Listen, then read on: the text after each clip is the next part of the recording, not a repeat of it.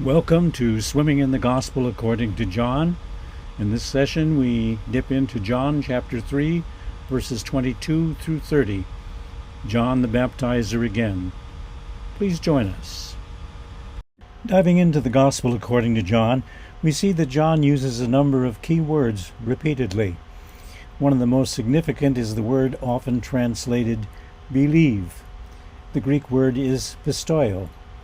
Participants were given a list of the verses in which pistoio occurs, encouraged to look at their translation and to see what translations they used, and then to think about what other possibilities might be available. Just one thing I found, I didn't do all of them, but the one insight that came to me is there was a lot of trusting and so on, but in one it was hold fast. And I thought, to trust is one thing, but this image of holding fast was stronger for me than you can say, oh, trust, I trust, but to hold fast really came through to me. So that was just one insight. I'd be interested in what others have to say.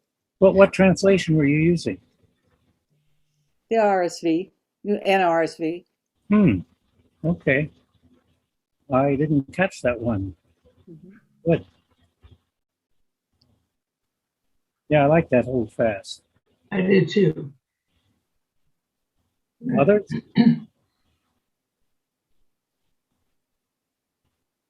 My version is and I didn't get a chance to see what in other versions, but mine's RSV. So I ran across believe a lot. But then when I looked up the thesaurus for phrases that are the same, I just did a few. Then I was able to plug in the closest synonym from the I can't say thesaurus. You did. That I thought would fit. Yeah. You have an example of one verse in which you found an alternative? 3:12 talked about believe. If you don't believe in the earthly things, how can you believe in the things from heaven? Accept as truth, I thought would be a possible substitute. I'd like you to look at John 2:24, which is one of the few times that I could find that the NRSV didn't use the believe word. That says, but Jesus on his part would not entrust himself to them because he knew all people. Could have easily been just translated would not trust them, but entrust is much the same. So one of the few times I think the NRSV departed. I really like that hold fast.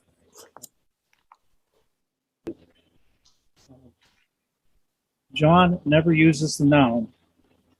Twice he uses two different adjectives.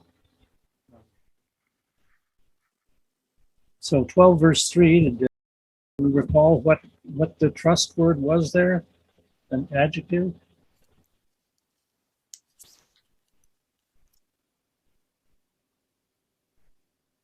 Anybody want to guess which one? If you don't recall.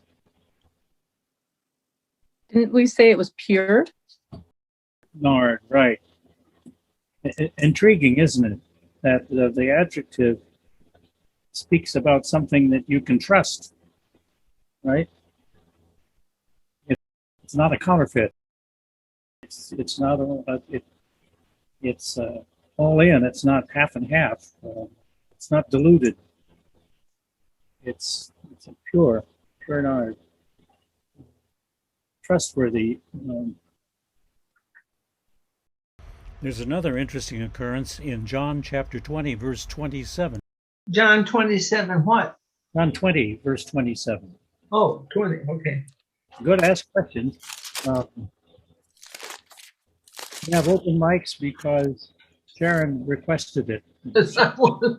She asked good questions. The NRSV has be not doubting, and we had a really fine sermon at Trinity on Sunday. which addressed the kind of question about doubting. I think if we think about it as distrusting, you're not distrusting, but trusting, it becomes even stronger. The issue wasn't an intellectual thing, a concept for Thomas. It was a matter of trust. And Jesus was inviting him to trust, and he responded, didn't he? Speaking, for me, one of the things that John is trying to do is hold before these homeless people, people who are refugees from the destruction of Jerusalem, is to hold before them a Christ in whom they can trust. Because when everything seems to be collapsing around you, it's hard to trust, but you need to. Does that make sense? Yes, it does. Well, we want to look at what I call John the Baptizer again. Fascinating thing about John the Baptizer is he gets a lot of coverage in the gospel according to John. So John chapter 3, verses 22 through 30. Let all your senses be open. You're welcome to close your eyes, rather you not fall asleep. And and to hear the reading. After this, Jesus and his disciples went into the Judean countryside, and he spent some time there with them and baptized. John also was baptizing at Ainon near Salem because water was abundant there, and people kept coming and were being baptized. John, of course, had not yet been thrown into prison. Now, a discussion about purification arose between John's disciples and the Jewish leaders. They came to John and said to him, "Rabbi, the one who is with you across the Jordan, to whom you testified, here he is baptizing, and all are going to him." John answered, "No one can receive anything except what has been given from heaven. You are my witnesses that I said, I am not the Messiah, but I have been sent ahead of him. He who has the bride is the bridegroom. The friend of the bridegroom who stands and hears him rejoices greatly at the bridegroom's voice. For this reason, my joy has been fulfilled. He must increase, but I must decrease."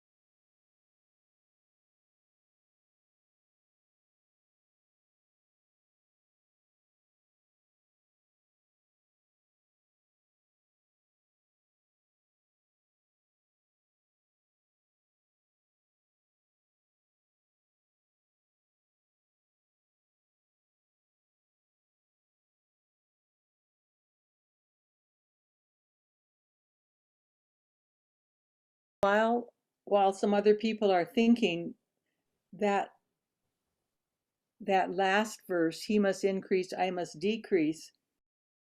This may be off topic a little, but no, you said nothing can be off topic. So I'm thinking of particularly as one who used to teach people who were going to be leaders in the church, pastors and so on, that I mean, the whole thing that we don't just go out and worship and lead and preach and teach as though somehow we're getting followers. It can be that sometimes pastors kind of get their own followers, and if that pastor leaves, then everybody's sad because they're the one they were following left. But John knew clearly that his role was not to get followers for himself. And I keep thinking Jesus doesn't go around putting people down saying, oh, he's always lifting us up. But John, so it's not a matter like Jesus who said, John, you've got to decrease and be less of a person. Jesus doesn't say that to John, and Jesus doesn't say that to us. But it's clear that we who witness to Jesus, it must be Jesus we're witnessing to and not just ourselves. I think that's well taken. We'll see that Jesus does have some things that he says about John that are kindly. They also make clear the relationship, which John already did, right? Others, yes, you got a hand up. I do. I know what to do. You put your hand up. On that same verse that Norma read, he must increase, but I must decrease. I never think of that as him becoming less. I think of it as John taking a step back so that Jesus can be at the front. Mm-hmm. Mm-hmm. I like that. Yeah. These last years, can you hear me? Yep. These last years, I have been doing interim pastorates, and that compared to a settled, get to stay around for a while and get to know people. You just get started and you're gone, and you are not coming back, and you are not going to continue. And yet, some good things can happen, but you don't get to experience them. You hope for the future. And this does not build up your ego. I think it's a very important thing to do. I read an article, I don't know, it was one that, maybe it was Christianity Today, which talked about how many pastors tend to think of themselves as the big believers. And many congregations look to them to be the big believers. I think that may be more true of evangelical congregations, perhaps. But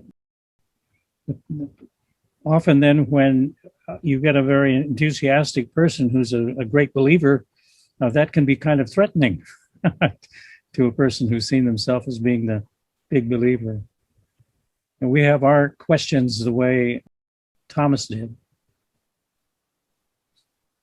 Well, I felt a lot of splashing around, all that baptizing. Got a little wet.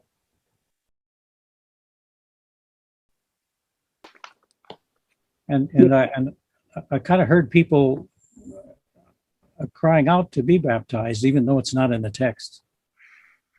I also heard some humor in John's voice when he was talking, a little bit of subtle humor there when he was talking about, he who has the bride is the bridegroom, Come on, people. I like that.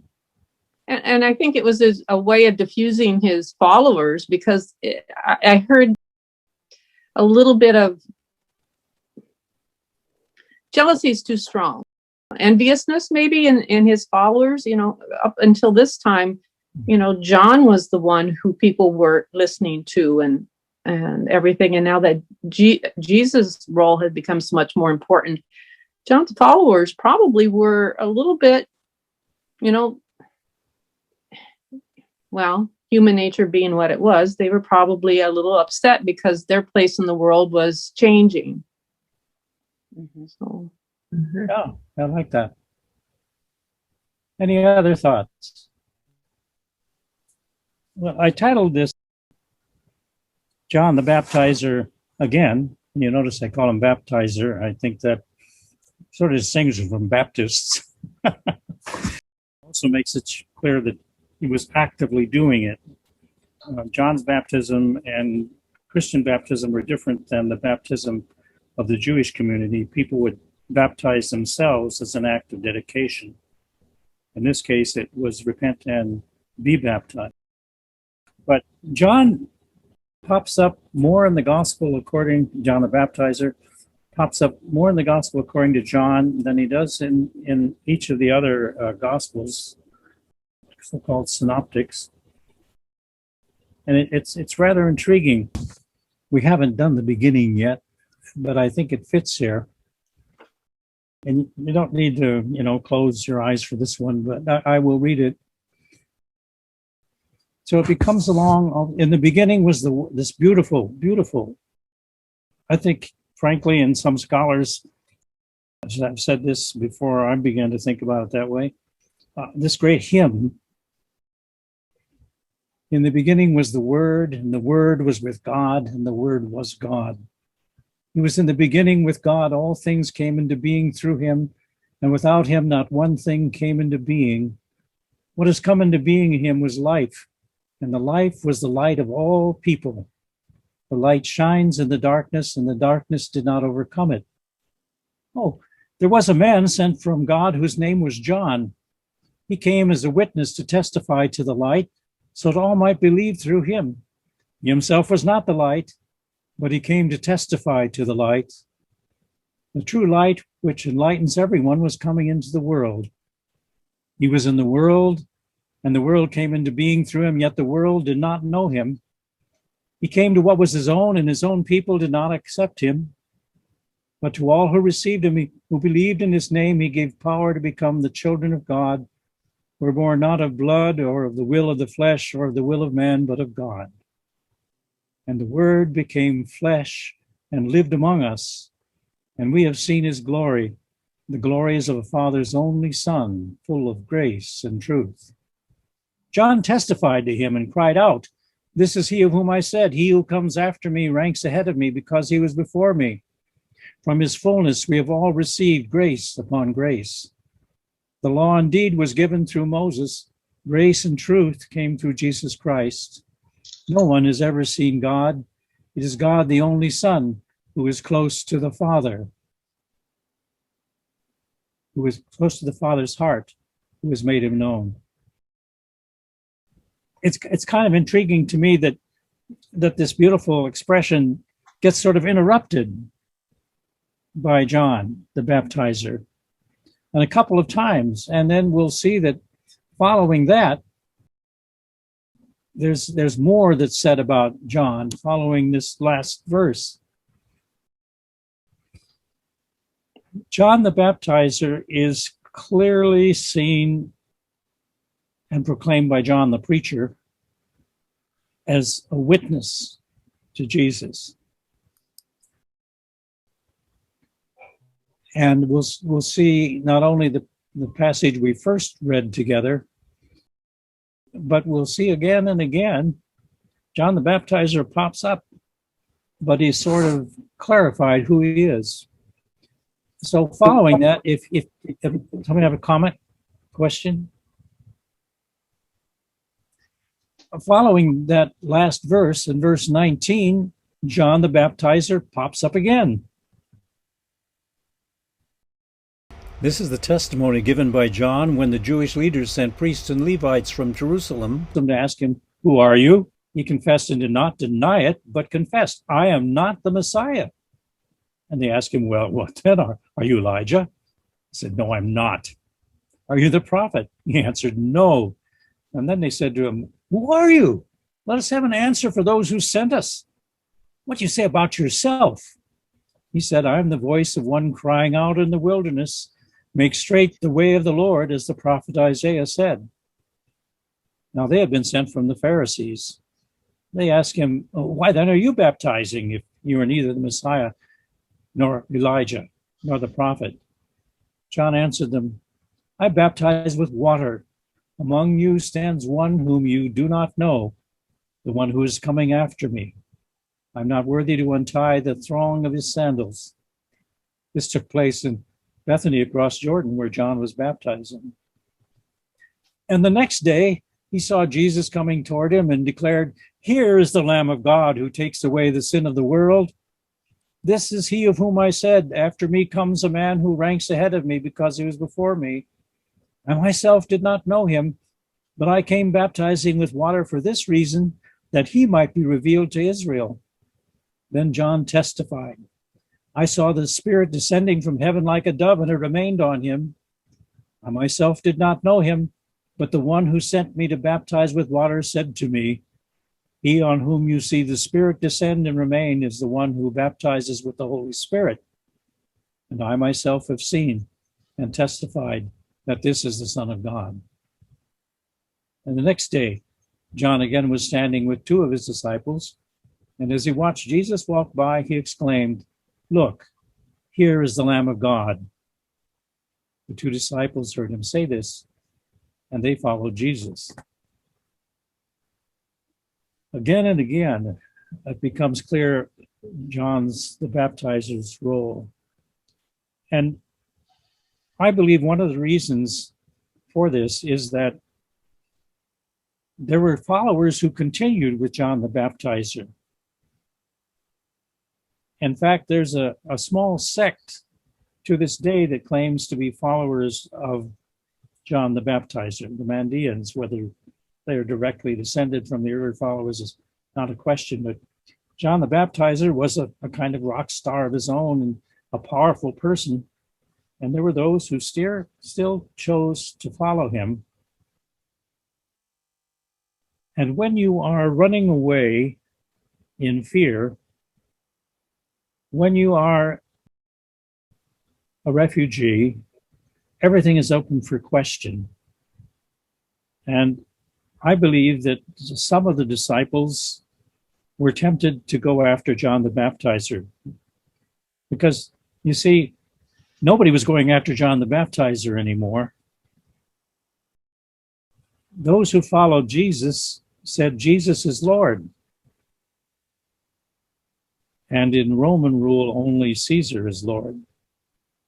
So following John the Baptizer could have been very appealing for many of the people who were concerned about being attacked and persecuted. People weren't going after John the Baptizer anymore. It pops again, and we won't look at all of them, but it pops again up in chapter 3, verse 22 and following.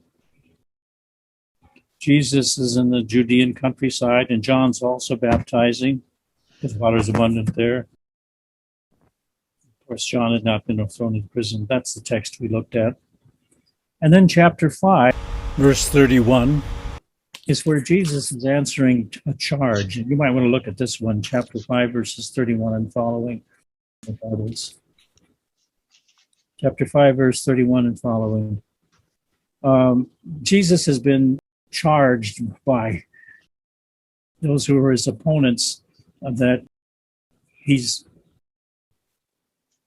his own witness. He's testifying to himself. So he says, "If I testify about myself, my testimony is not true. There is another who testifies on my behalf, and I know that his testimony to me is true. You sent messengers to John, the baptizer, and he testified to the truth. Not that I accept such human testimony, but I say these things so that you may be saved. He was a burning and a shining lamp, and you were willing to rejoice for a while in his light. But I have a testimony greater than John's." And then finally, and you might want to turn to that, in chapter 10, verse 40. Chapter 10, verse 40. Jesus went away again across the Jordan to the place where John had been baptizing earlier, and he remained there. Many came to him, and they were saying, "John performed no sign, but everything that John said about this man was true." And many believed in Jesus. Again, John the Baptizer gets so much coverage in the Gospel according to John, but constantly, it's not putting him down, but it's making clear his place. That he is, as he says in the text we read, a witness. Or as it said in the very beginning of the gospel, that John came in chapter 1, verse 6. John came, 7 verse 7. John came as a witness to testify to the light, so that all might believe through him. It's rather fascinating that the word for witness is a familiar word to us in English. Martyria. Was it supposed to be familiar to me? Martyria, martyr. Oh, thank you. Martyria, martyr. You ask good questions. I just don't know very much. Well, we all learn. So that here you see again some clarity about who Jesus is and the importance of Jesus being the center. The Gospel of John wants to make that clear. Now, I read the part at the beginning, and we probably need to go back to that, if you would. John chapter 1, verse 1 and following. The opening. This is, if you probably noticed that the Gospel according to John does not have a birth narrative. Luke, Matthew do, right? Mark doesn't. Mark sort of he didn't really digest. I like to call him sometimes the Reader's Digest version. Yeah, he plunges right in almost. The beginning of the gospel is John the Baptizer preaching the call to repentance. But the other two have a lineage of Jesus. What do you feel about this opening as compared to those? I feel like this opening tries to tie Jesus to the prophets, but in a kind of a unique way. You know, you were talking about John the Baptist and his identity and how he denies being a prophet and he denies being Elijah. And yet it's always struck me as interesting that as much as John the Baptizer tries to deny being a prophet, he very much appears to be one in John's gospel. He's called and sent by God. He looks and acts a lot like the Old Testament prophets, you know, in terms of how he's dressed, and we get all of that in a lot of detail. And then even when he decides, you know, even when they kind of square him up and say, well, who do you say that you are?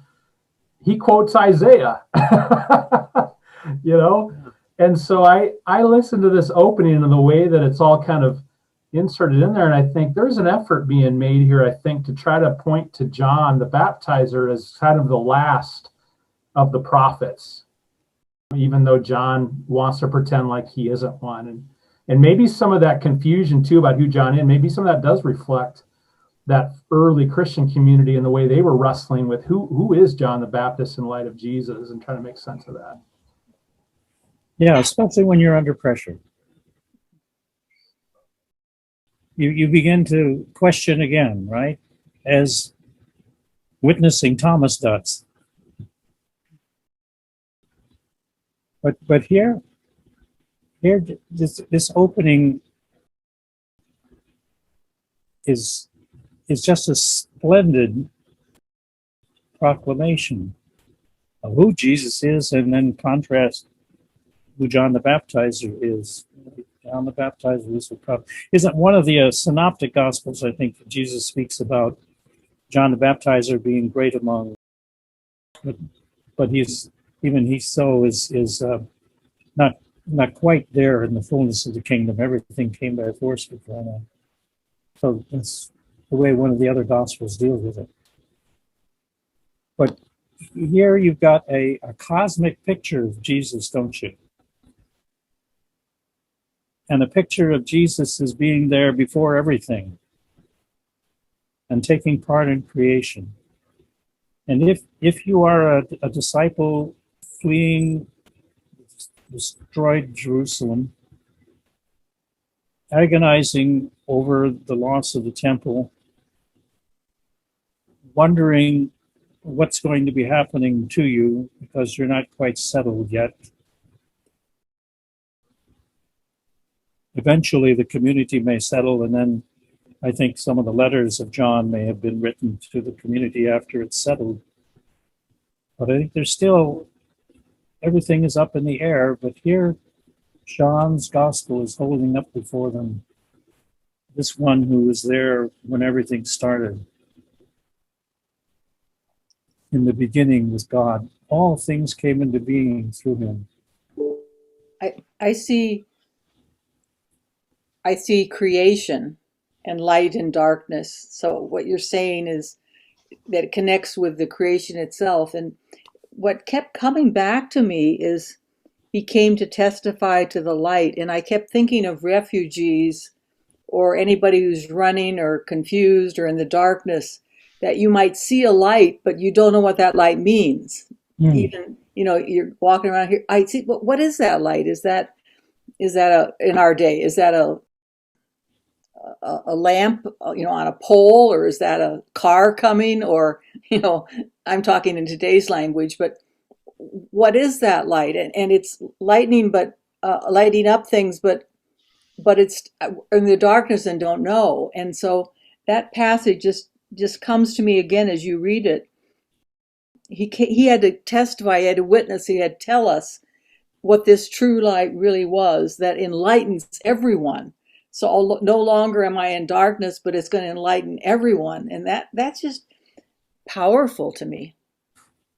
Well, I'd like to read, instead of reading again the other section that we read to open with, I'd like to read again verses 1 through 16.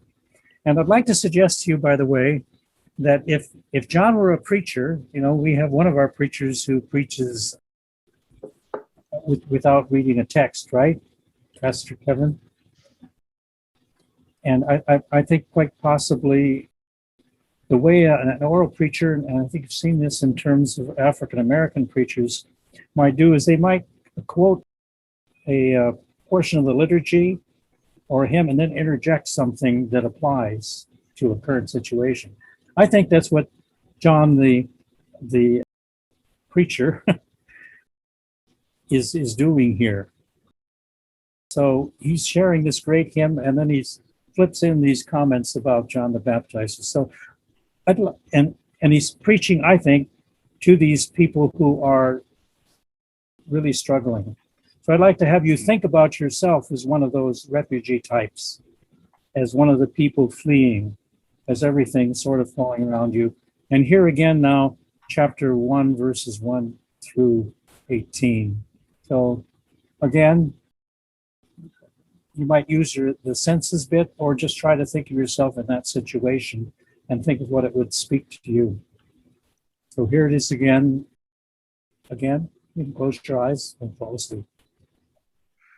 In the beginning was the Word, and the Word was with God, and the Word was God. He was in the beginning with God. All things came into being through him, and without him not one thing came into being. What has come into being in him was life, and the life was the light of all people. The light shines in the darkness, and the darkness did not overcome it. Oh, there was a man sent from God whose name was John. He came as a witness to testify to the light so that all might believe through him. Himself was not the light, but he came to testify to the light. The true light which enlightens everyone was coming into the world.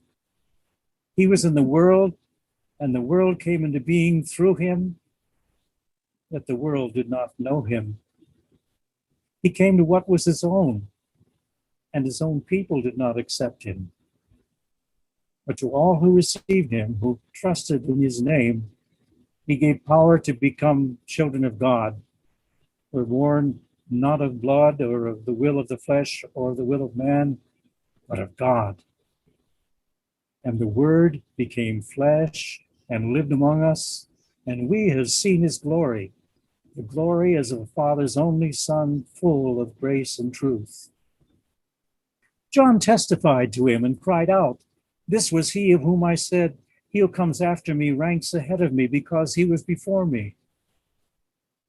From his fullness, we have received grace upon grace. The law indeed was given through Moses. Grace and truth came through Jesus Christ. No one has ever seen God. It is God, the only Son, who is close to the Father's heart, who has made him known."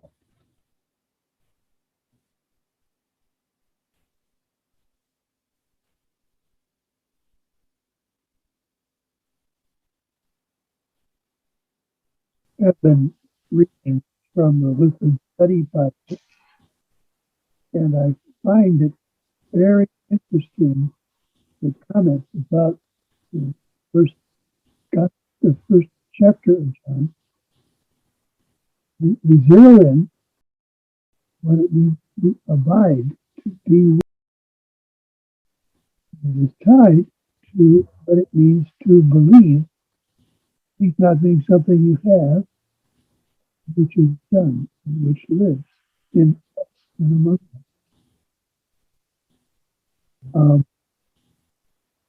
So the point is that the context here is not what we see, is the one who is among us. And the testimony of who this one is the one who makes God big. So the word abide is just, he's here, but he is here in the sense accomplishing the purpose, letting us see God.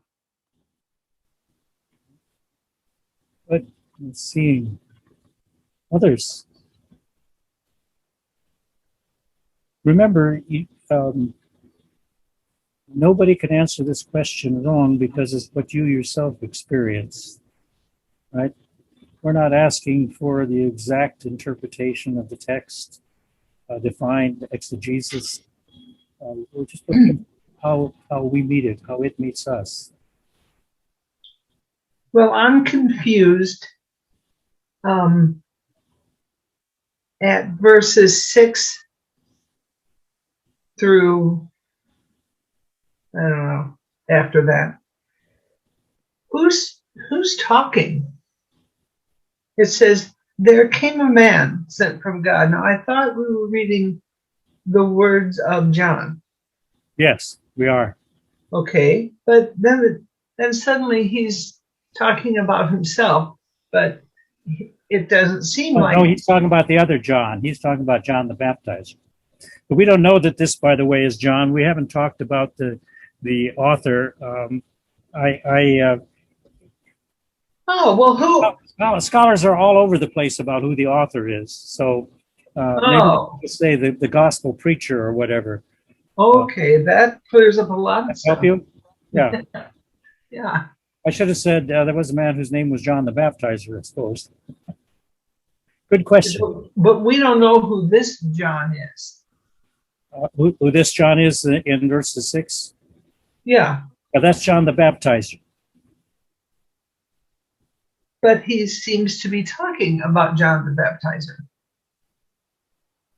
No, okay. John the preacher is doing that whole section, right? And what's happening is he starts with this great image of Jesus as participating in the creation. It is glorious.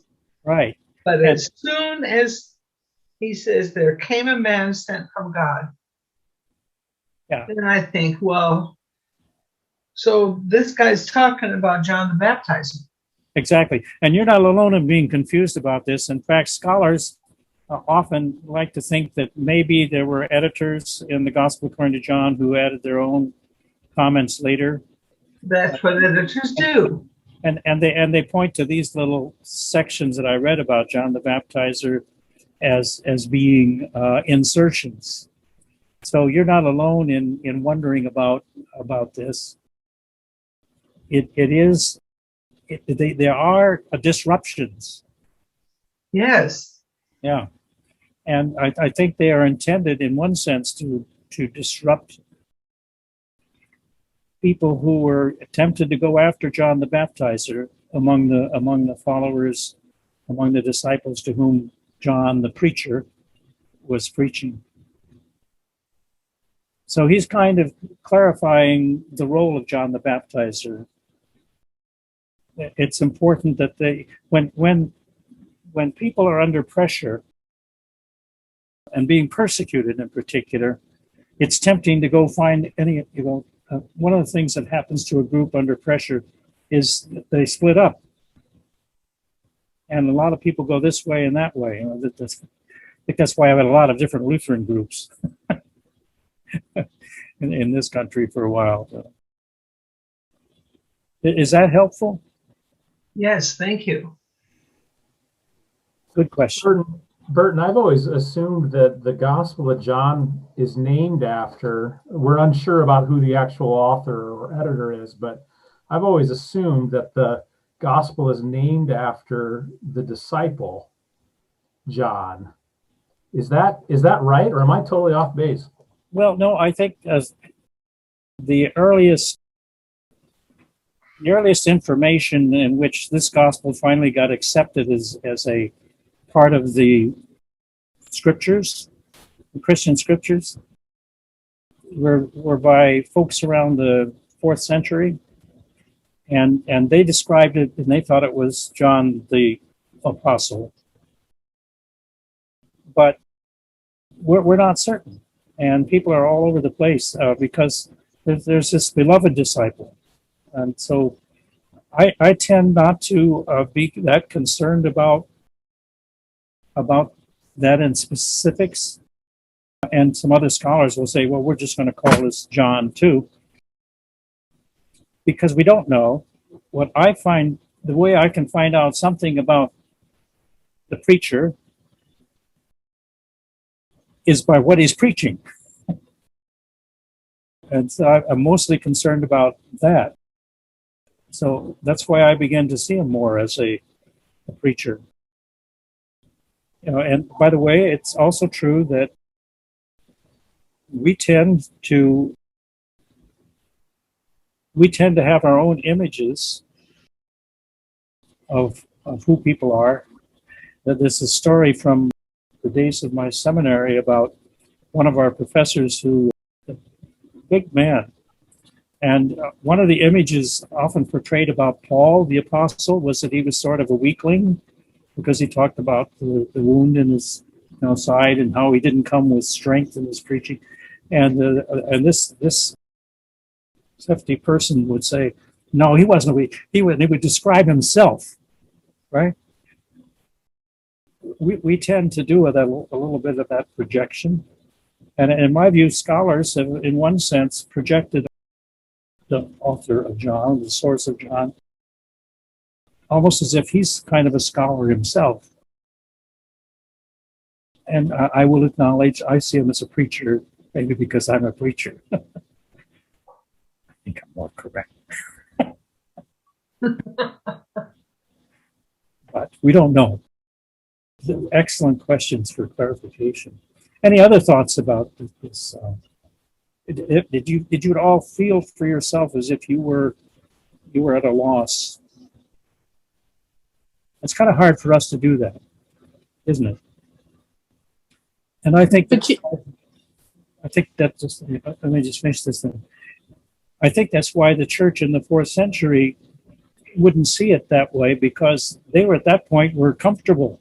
The church was in charge, right? The church was the establishment, even more than the establishment church these days. They had the emperor on their side. They were involved sometimes in persecuting others, right? So I think it would have been hard for them to see it as speaking to people who were struggling for their lives. Now, somebody wanted to speak out, and I'm sorry. Oh, I was just going to say, just thinking back on this past year and the feelings and emotions that I myself have gone through with the COVID, with everything that's gone on this past year. That passage that you read can be a great comfort in current times too. I mean, it's very applicable. Yes, it speaks to us today, doesn't it? Mm-hmm. And that is the great thing about the scripture. We not only look for what it said to people at that time that can help us, but it speaks to us in various ways. And it's always done that. But yes, for me, it's been very meaningful as well. I think you're right on. To know in the face of COVID that the Creator is still, Christ is still in charge. Excellent. Any others? About that. Now, I want us to come back and look at a word that I mentioned earlier we're going to do as our word study. In chapter 1, verse 6, John came as a witness to testify to the light so that all might trust through him. Trust Jesus through him, right? He himself was not the light, but he came to testify to the light. The word for witness and the word for testify are both in the Greek the word martyreo. So the word study I'll be sending you will be looking at where that pops up throughout the Gospel according to John. Frankly, in the NRSV, it's translated most often as testify.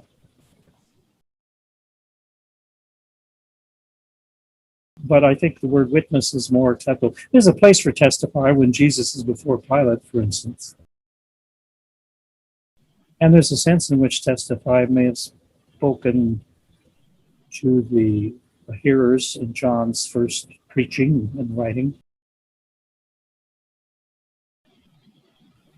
But I see the gospel according to John calling upon these people who are persecuted to witness, to tell the story, which is what witnessing is, to tell about Jesus who is trustworthy. Well, then I have a question right now. If we look at martyria, I mean, the word that comes to our mind is martyr. And so if I'm going to be looking at this, I'm going to be thinking, oh, we all have to be martyrs. And so you want to help us with that up front so I don't get stuck in having to be a martyr. Witness and testimony. Thank you. Yeah, but martyr sounds to me like something different. Well, that's where the word martyr came from, the people who did witness to Jesus And we're later martyrs. and became martyred. Ah, okay, good. And frankly, I'm not sure that some of us today aren't afraid of martyrdom, aren't afraid of witnessing, but more afraid of witnessing because we're afraid of what other people will think of us if we talk about Jesus. Yeah. But we need to trust Jesus enough and to love that Jesus and see him as so important that we're willing to take a moment to tell the story of Jesus and how Jesus has spoken to us. That's essentially what a witness does. We speak about eyewitnesses, right? Now, it's fascinating, by the way, that the scholars who take this as having been written in the 80s or 90s in the Common Era, or what we call AD, that they tend to see this as a late addition. I think it's an integral part. John isn't doing philosophy here. They look at that very first opening verse and say that John, this is a great philosophical thought, but it is a deep thought. But I think it was a great hymn that John borrowed from. And the other thing about witnessing is that if we see this as having happened shortly after the destruction of the temple and the expulsion from Jerusalem, then we think of what's happening in those 40 years after Jesus died, roughly, till 70, that the people, according to the book of the Acts of the Apostles, were hanging around Jerusalem and telling stories, witnessing. And people were hearing these witnesses talk. We certainly see that in the sense that the key apostles are key leaders, aren't they? You might want to peek at the Acts of the Apostles just for the fun of it and see how that indicates what the community was like. The last part of it talks a lot more about Paul, but the early part up to the end of chapter 8 is mostly about this group in Jerusalem where the church was growing. And the other thing I think about is these eyewitnesses all had lots of stories to tell, and I suspect that some of them ended up with stories that Mark remembered, stories that Luke remembered, stories that Matthew remembered, and stories they borrowed from each other, and stories that John remembered, and some of them are similar. You know how stories work, don't you? When you're telling stories. You tell about family stories, right? I always have, Mark is our family historian, isn't he, Norma? And usually he's got it down pretty right, but sometimes I'm not quite sure it happened that way, Mark. Or rather, did I say Mark? Joel is the family historian, right? I'm just wondering, I have the Serendipity Bible. Good. What does it have? In here it says, one commentator writes that years of studying John not leave one with a feeling of having mastered it, but rather with a conviction that it is still strange, restless, and unfamiliar. In many ways, this gospel is very different from the others. How different, or what is the real difference between the other gospels? Oh, there are all kinds of differences. For one thing, John does not have any instance of the Lord's Supper. There's no words of institution. They're in the Matthew, Mark, and Luke. John doesn't have many short parables. That wasn't his favorite thing. John may have been a little more professorial or whatever, because he told longer stories and Jesus talks longer. That may have been part of it. There are quite a few ways that John is different. Is it more to he's more to the point of who Jesus really is? I'm sorry, I didn't hear that. Is he more to the point of who Jesus really is? Well, I think, all of them in their own way point out who Jesus is. For a long time, John, the gospel according to John, was sort of dismissed by many as not being very historical. More recently, scholars have acknowledged that John knew Jerusalem quite well. For a long time, they said, that we can't find that pool where he talks about the person being healed and so forth. No, they found it, archaeologists more recently. So many are saying that John is certainly as, quotes, historical as Matthew, Mark, and Luke. And there are other ways as well that John is kind of unique. And that's great. God gave us 4 Gospels.